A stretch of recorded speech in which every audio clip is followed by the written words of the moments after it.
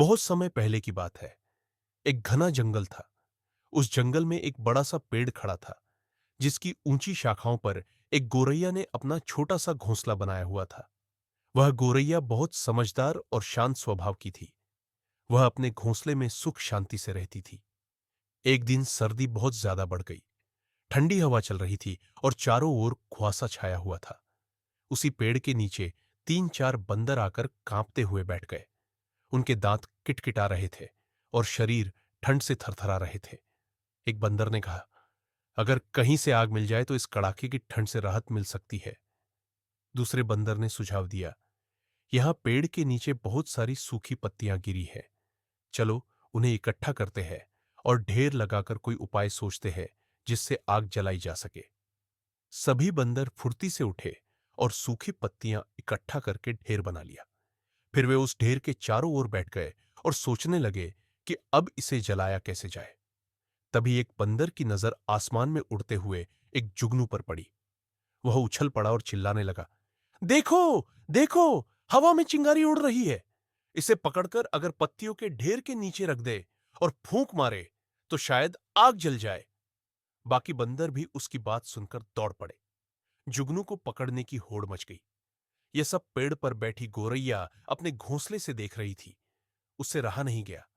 वह चहकते हुए बोली, भैया बंदरों, वह चिंगारी नहीं, एक जुगनू है। उससे आग नहीं जलती। आप लोग व्यर्थ प्रयास कर रहे हैं। यह सुनते ही एक बंदर गुस्से से लाल हो गया। उसने गोरैया की तरफ देखा और चिल्लाया, अरे ओ मूर्ख चिड़िया, तू अपने घोंसले में चुपचाप बैठी रह, हमें सीख मत दे। गोरैया चुप हो गई, पर उसका मन भारी हो गया। उधर एक बंदर बड़ी चालाकी से उछलकर जुगनू को हथेलियों के बीच में कैद करके ले आया। उसने उसे पत्तियों के ढेर के नीचे रख दिया और सभी बंदर मिलकर ढेर में फूंक मारने लगे। वे समझ बैठे थे कि अब आग जल ही जाएगी। गोरैया फिर से न बोल पाए बिना न रह सकी। वह धीरे से बोली, भाइयों, आप लोग गलती कर रहे हैं। जुगनू से आग नहीं जल सकती।